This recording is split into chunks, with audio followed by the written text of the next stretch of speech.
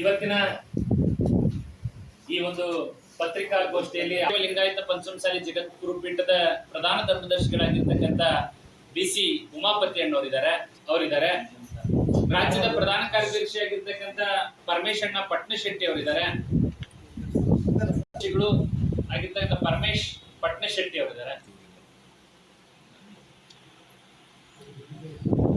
ಈ ಪತ್ರಿಕಾಗೋಷ್ಠಿಯಲ್ಲಿ ಎಲ್ರಿಗೂ ಕೂಡ ಸ್ವಾಗತ ಬಯಸ್ತಾ, ಬಂಧುಗಳೇ, ಇವತ್ತು ಏನು 13ನೇ ತಾರೀಕು 4ನೇ ತಿಂಗಳು 2024 ಏನು ವೀರಶೈವ ಲಿಂಗಾಯತ ಪಂಚಮಸಾಲಿ ಜಗದ್ಗುರು ಪೀಠದ ಸ್ವಾಮಿಗಳಾಗಿರ್ತಕ್ಕಂಥ ವಚನಾನಂದ ಶ್ರೀಗಳವರನ್ನ ನಮ್ಮ ಪೀಠದಿಂದ ಅವತ್ತು ಪದಚ್ಯುತಿಗೊಳಿಸಿದ್ವಿ. ನಾವೆಲ್ಲ ಆ ಒಂದು ಉಚ್ಚಟನ ಕಾರ್ಯಕ್ರಮ ನಮ್ಮ ಮೀಟಿಂಗ್ ಮುಗಿದ ಮೇಲೆ ಅವ್ರಿಗೆ ಅತ್ಯಂತ ಗೌರವಯುತವಾಗಿ ನಾವು ಮನವಿ ಮಾಡಿಕೊಂಡು ಬಂದ್ವಿ.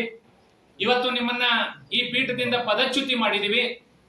ನೀವು ಗೌರವಯುತವಾಗಿ ನಾವು ಬಹಳಷ್ಟು ನಿಮ್ಮಲ್ಲಿ ಭಕ್ತಿಯಿಂದ ವಿನಂತಿ ಮಾಡ್ತೇವೆ, ಈ ಪೀಠದಿಂದ ತಾವು ಆದಷ್ಟು ಬೇಗ ಹೋಗ್ಬೇಕು ಅಂತಕ್ಕಂಥ ಮನವಿನ ನಾವು ಮಾಡ್ಕೊಂಡು ಬಂದ್ವಿ. ಆದ್ರೆ ಅವತ್ತಿಂದ ಇವತ್ತಿನವರೆಗೂ 23 ಸುಮಾರು 10 ದಿನಗಳ ಕಾಲ ಆದ್ರೂ ಕೂಡ ಪೀಠದಿಂದ ಈ ಕ್ಷಣದವರೆಗೂ ಕೂಡ ನಿರ್ಗಮಿಸಿದೆ. ಅಲ್ಲಿ ಇವತ್ತು ಆ ಪೀಠದಲ್ಲಿ ಯಾವುದೇ ಕಾರ್ಯಕ್ರಮ ಮಾಡೋದಿಕ್ಕೆ ಹಕ್ಕನ್ನು ಕಳ್ಕೊಂಡಿರ್ತಕ್ಕಂಥ ವಚನಾನಂದ ಶ್ರೀಗಳು ಪದೇ ಪದೇ ಮೀಟಿಂಗ್ಗಳನ್ನ ಮಾಡ್ತಾ, ಸಭೆಗಳನ್ನ ಮಾಡ್ತಾ, ಮತ್ತೆ ನಾಳೆ 24ನೇ ತಾರೀಕಿನ ದಿವಸ ಬಸವ ಜಯಂತಿ ಮಾಡ್ತೀವಿ ಅನ್ನೋಂತ ಒಂದು ಹೆಸರಿನಿಂದ ನಾನೊಂದು ಕಾರ್ಯಕ್ರಮವನ್ನ ಮಾಡ್ತೀವಿ ಅಂತಕ್ಕಂಥ ಒಂದು ಪ್ರಕಟಣೆಯನ್ನು ಕೂಡ ಈಗಾಗಲೇ ತಾವು ಸಾಮಾಜಿಕ ಜಾಲತಾಣಗಳಲ್ಲಿ ಪ್ರಕಟಿಸಿದ್ದನ್ನ ನೋಡಿದೀವಿ. ಯಾವುದೇ ಕಾರಣಕ್ಕೂ ಕೂಡ ಪದಚ್ಯುತಿಗೊಂಡಿರ್ತಕ್ಕಂಥ ನೀವು ಇವತ್ತು ಟ್ರಸ್ಟ್ ನ ಆವರಣದಲ್ಲಿ ಯಾವುದೇ ಕಾರ್ಯಕ್ರಮಗಳನ್ನ ಮಾಡಬಾರ್ದು, ಮಾಡ್ತಕ್ಕಂಥ ಅಧಿಕಾರವನ್ನ ತಾವು ಕಳ್ಕೊಂಡಿದ್ದೀರಿ. ಯಾವ ಕಾರಣಕ್ಕೂ ಮಾಡಬಾರ್ದು ಅಂತ ಹೇಳಿ ನಾವು ಮನವಿ ಮಾಡ್ತಾ ಇದ್ದೀವಿ.